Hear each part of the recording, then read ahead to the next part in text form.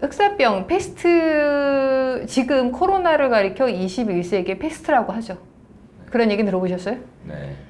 그렇게 말을 해요. 근데 뭐 이제 더 길게 갈 거다라고 얘기하는데 그 옛날 중세 때 한 600년 전 뭐 이제 패스트라는 게 계속 있어 왔는데 1346년부터 1350년까지 약 5년 동안 유럽 인구의 3분의 1, 뭐 어떤 뭐 사람들은 반 이상을 앗아갔다라고 합니다.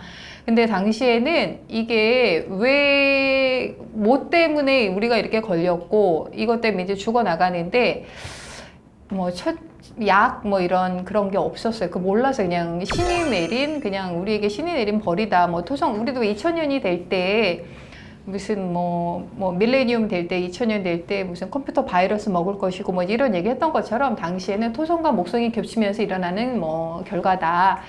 뭐 하여튼 뭐 이상한 가설들을 많이 내세웠으니까 뭔가가 없으니까 그냥 요구는 하고 그러니까 그냥 말을 그냥 막 만들어낸 거예요. 그런데 몽고라고 있죠, 몽고. 지금 유럽에 보면 지금은 뭐 가장 강대국의 조건이 뭐 지금 전 세계 11개국, 뭐 12나라밖에 안 가지고 있다는 핵이죠. 지금은 핵이에요. 근데 옛날에는 중세 때는요.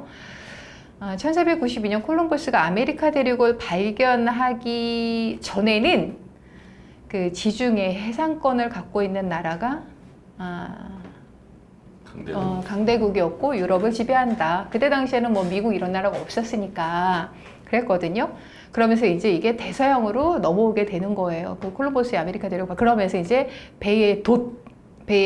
그때 당시에는 배의 돛이 발달하지 않았기 때문에 바람이 부는 대로만 가는 배였고, 그래서 이제 돛이 발달하게 되면서 바람이 불든 안 불든 내가 원하는 방향으로 갈 수 있는 돛이 나오게 된 거예요. 그래서 이제 어쨌든 콜럼버스가 이제 한 획을 긋기는 했는데 그전에는 지중해 해상권. 근데 이 지중해가 그 혹시 흑해라고 아시? 흑해? 네. 검은 바다라고 하는 흑해라고 있는데 그 흑해하고 검은 바다하고 연결되어 있는 게 그 터키 이스탄불에 가면 보스포러스 1대교가 있어요. 거기를 통과해서 가시면 흑해가 나오는데 그 흑해 크림반도라고 있어요. 들어나 보셨을까요? 크림반도. 크림반도에서 그 얄타 회담이라고 있었는데, 예, 그 얄타 회담이 열렸던 장소가 크림반도예요. 근데 유럽 사람들이 그 지중해 해상권을 갖고 있으면서 해상 강국 첫 번째 나라가 어디였는지 아세요? 이탈리아라고 하는 나라는요, 1860년에서 1870년 사이에 이탈리아란 나라를 통일한 거고요. 그래서 이탈리아란 나라가 붙은 거고, 그 전에는 다 조그만 도시국가 있었잖아요. 베네치아 공화국, 피사 공화국, 뭐 말페사 공화국, 뭐 이런 식으로 나폴리 왕국, 이런 식으로 조그만 도시였었잖아요. 내가 답을 말했는데. 영국. 아유, 내가 답을 말했다니까. 나폴리. 베니스라고 했잖아.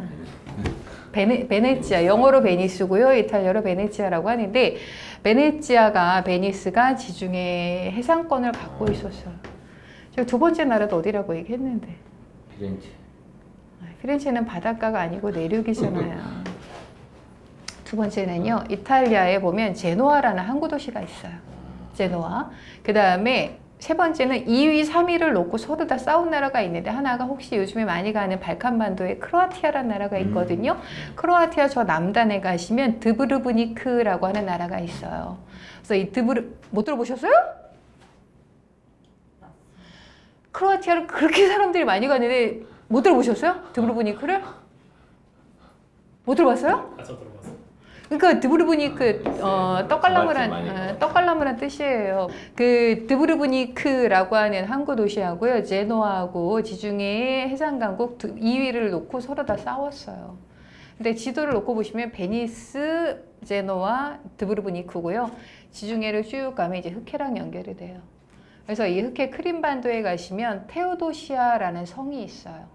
테오도시아 성은요, 이 인도나 뭐 중국이나 이 아시아에서 물건을 가지고 와갖고요, 유럽으로 전파해주는, 전해주는 말하자면 무역 상인들이 물건을 가져와서 무역하는 곳이었어요.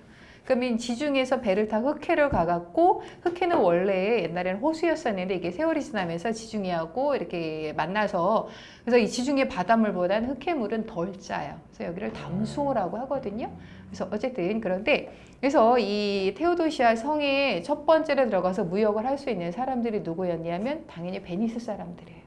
베니스 사람들이 성 안에 들어가서 아시아에서 가져온 뭐 낙이든 당나귀든 뭐 낙타든 뭐 말이든 뭐 여기다 물건을 가져온 것을 그래서 무역을 해요. 그래서 이제 이게 성사되면은 가지고 오는 거죠. 그래서 이제 이 성 안에 아무나 들어가서 무역을 할 수가 없었어요. 근데 1, 2, 4, 1242년도에 몽고가 유럽을 쳐들어와요. 그 얘기는 아시죠? 네. 그냥 안다 해요, 그냥. 안다 해. 몽고가 쳐들어와요. 쳐들어오다가 몽고가 어딘지는 아시죠? 네. 몽고가 와요. 오다가 이 흑해 크림반도까지 왔어요. 왔는데 여기 베니스 사람들이 무역하는데 못 들어가게 하는 거예요. 그런데 이 몽고군들이 여기까지 오는 과정에서 동료들이 하룻밤 지나면 갑자기 막 죽어나가는데 피부에 검은 반점이 생기고 이제 피를 토하면서 3일 이내에 죽는 거예요. 또 마침 동료가 죽었어요. 근데 감히 우리 몽고군을 못 들어가게 해, 이 테오도시아 성 안에. 그래서 열받은 이 몽고군들이 자기 그 동료가 죽은 시체가 있는데 그 시체를 성 안에 던졌어요.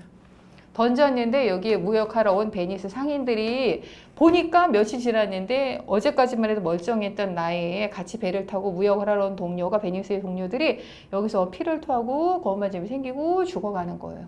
그래서 돈이고 뭐고 다 필요 없다 해갖고요. 베니스의 상인들이 배를 타고 성을 탈출을 했어요. 옛날에 배는 도시 발달하지 않았기 때문에 멀리까지 못 갔다 했죠. 그래서 흑해에서 지중해로 오는데 지금의 크로아티아 남단에 있는 드브르브니크라고 하는 여기가 성벽이 있는데요. 여기에 잠깐 들려갖고 물도 공급받고 잠깐 쉬어가는 이렇게 됐어요. 그래서 이 유럽에 우리는 이제 옛날에 배우기는 뭐 베니스에 제일 먼저 뭐 흑사병이 도착했다라고 알려져 있는데요. 베니스로 가기 전 드브르브니크라고 하는 이 성 안에 성벽에 먼저 베니스 사람들이 잠시 쉬어가면서 전해줬어요. 그래서 이 흑사병이 여기서부터 그 다음에 이제 베니스 지금 코로나 뭐 병균이 뭐 이렇게 뭐 그랬다고 하는 것처럼 그 병을 옮긴 사람들이 베니스에 가서 이제 본격적으로 유럽으로 전해지게 된 거죠. 그래서 당시에는 극복하는 뭐 약도 없었고 뭐 몰랐기 때문에 그냥 이거를 그냥 초월하는 방법밖에 없었다고 해요. 그러면서 이 흑사병으로 인해서 어제까지만 해도 그렇게 기세등등했었던 이렇게 말해도 되나? 성직자. 교황님도 돌아가신 분 계시죠? 성직자니 뭐 귀족들이니 우리를 그렇게 아주 그냥 못 살게 부렸던 귀족들이니 그 위험이라는 건 그냥 하루아침에 다 사라지는 거. 왜냐하면 왜 우리 운동은 돈이 있는 사람이나 없는 사람이나 똑같이 해야만 근육을 만들 수 있다고 하는 것처럼 이 흑사병 앞에는 장사가 없었어요. 성직자든 뭐 귀족이든 뭐 노예든 누구나 그냥 걸리면 그냥 죽는 거니까 그냥 다 죽어 나가는 거예요. 그래서 이걸로 인해서 그렇게 우러러봤던 사람은 뭐 그런 거 다 필요 없는 거죠. 그래서 이제 그다음에 또 이제 혹시 데카메론이라고 하죠? 보카치오가 쓴 데카메론? 피렌체에서 10명이 피렌체 그 시내에 그 흑사병에 난무하니까 한적한 그 산속에 한적한 곳으로 들어가고요. 10명이 하루에 한 가지씩 얘기니까 10가지, 그죠? 열흘 동안 10가지, 그러니까 100가지 이야기를 모아놓은 게 흑사병에 관한 얘기거든요. 그래서 이 보카치오의 데카메론 뭐 이걸로 인해서 또 이제 귀족들 뭐 그다음에 성직자들을 신랄하게 비판을 하게 되는 책이 이 내용이에요. 옛날에 되게 어려웠었는데 지금 쉽게 나온 게 있어요. 한번 시간 되면 읽어보세요. 그래서 흑사병으로 인해서 유럽의 르네상스라고 하는 또 이 바람이 르네상스라고 하는 이게 이제 바람이 불게 됐던 거예요. 그런데 유럽 사람들은 그렇게 흑사병으로 인해서 많은 시체가 나왔어요. 잠만 자고 나면. 근데 유대인들이 모여 사는 곳을 뭐라 그래요? 게토지교라고 하는데요. 유대인들이 모여 사는 곳은 그렇게 유대인들이 모여 사는 곳에서는 하룻밤 자고 난 흑사병으로 인한 그 유해가 많이 나오지 않았대요. 그래서 도대체 이들은 왜 그럴까 하고 보니까 유럽 사람들이 주식으로 하는 게 감자, 고기, 그다음에 또 하나가 뭐예요? 아까 우적우적 소리 내면서 먹었던 거? 빵이죠. 우리가 이제 우리는 항상 밥을 먹는다면 유럽 사람은 감자하고 빵을 먹거든요. 그래서 서양 식사 예절에서 우리 왜 그런 거 있죠. 이렇게 공동 식사를 하게 되면 밥통을 가운데다 놓고 이렇게 내가 덜어 먹고 뷔페 가면 이런 것처럼 유럽 서양 사람들은 가운데다가 빵 접시, 빵 바구니를 놓고 이렇게 갖다 먹어요. 우리 지금 코로나 때문에 제일 강조하는 게 뭐예요? 손 씻으라고 그러죠. 손이 제일 더럽다고 하잖아요. 그런 것처럼 내 손이 제일 더러워.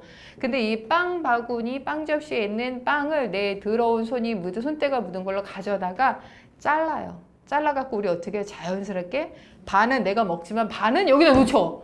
그럼 이게 다 오염되는 거야. 그래서 온 가족이 몰살을 당했대요.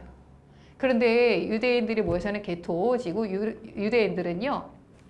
그리고 유럽 사람들은 여행하다 보면은 가운데 빵이 있으면 빵 바구니를 뭘로 덮어놨어요?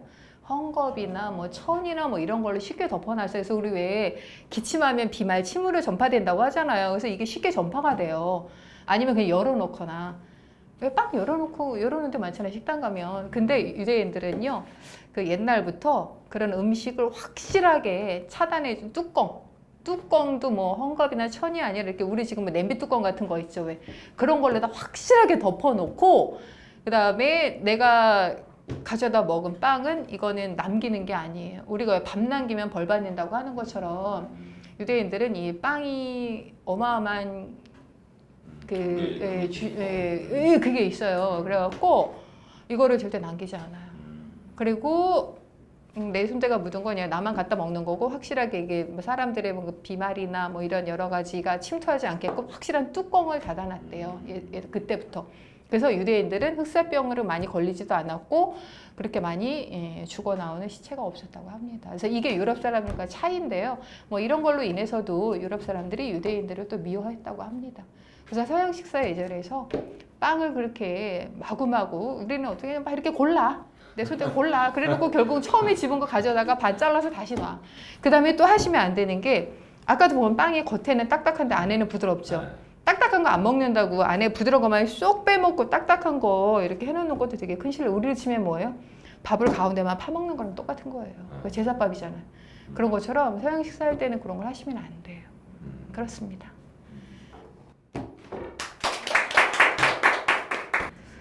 그 에렉티온 신전에 보면은요 6명의 여인들이요 이렇게 평생 뭔가를 이고 있는 이런 벌을 받고 있어요. 그래서 이거는 뭐냐면은 그 혹시 영화 300 보셨어요? 영화 300? 영화 300 보면 아테네 동맹 뭐 아테네 동맹했던 도시 국가들하고요 그 페르시아하고 싸우는 거예요. 페르시아와의 전쟁인데요. 이게 바로 기원전 480년경에 있었던 일인데요. 이 페르시아 군대가 약 100만이 쳐들어왔다고 해요. 근데 여기 아테네는 그거의 10분의 1, 10%, 10만 밖에 되지 않아요. 주변에 있는 나라 사람들이 볼 때 이거는 아테네가 질 수밖에 없는 싸움이다 해갖고요. 저기 펠로폰네소스 반도 스파르타 옆에 보면 카리아라고 하는 조그만 도시가 있는데요. 이 사람들은 당연히 아테네가 질 것 같으니까 페르시아한테 정보도 주고 노역도 제공하고 이쪽으로 붙어요. 페르시아 편으로 붙어요. 그런데 이 싸움이 어디서 벌어졌어요? 저 그리스의 살라미스? 살라미스 해전이고 어쨌든 그렇게 싸움을 하게 됐는데요. 이 아테네에 유명한 정치가가 있어요. 데미스토클러스라고 하는 데미스토클러스의 활약으로 인해서 이 전쟁을 그 10배가 넘는 페르시아 군대를 물리치게 돼요. 물리치고 나서 그 배신했던 국가들을 쳐들어갔고요. 남자들은 다 사륙전을 벌여요. 그리고 여자들은 어린아이 여자들은 데려다가 노예로 데리고 와요. 그런데 이 카리아 지방의 여인들이에요. 그 에렉티온 신전의 6명의 여인들이 카리아 지방의 여인인데요. 이 카리아 지방의 여인들을 왜 거기다 그렇게 해놨느냐. 동맹국을 배신할 경우에 이런 벌을 받는 거다라고 하는 이 후세에 알리기 위해서 그 6명의 여인들이 그렇게 아주 무거운 짐을 지고 있는 그런 평생 벌을 받고 있어요. 근데 그게 5개는 그 아래 보면은 아크로폴리스 아래 보면 아크로폴리스 박물관에 오리지널이 5개가 있고요. 거기 있는 건 다 가품이에요. 그리고 하나는 영국 대형박물관에 가 있어요. 그건 아시죠? 영국에 옛날에 엘긴 백작이 와서 가져갔잖아요. 누가 가져갔다고? 엘긴경. 엘긴이 누구야? 엘긴? 엘긴이 누구냐? 엘긴이라고 하는 백작이 있어요, 영국에. 엘긴경이 와서 이거저거 많이 이제 가져가게 됐어요. 그래서 이제 그리스에서 반환을 요청하고 있죠. 그래서 5개는 그 아크로폴리스 박물관에 오리지널이 있고 거기 있는 건 다 가품이 똑같은 가품입니다. 어쨌든 그랬어요. 그래서 아테나의 도시다라는 뜻을 갖고 있는 아테네가 됐어요.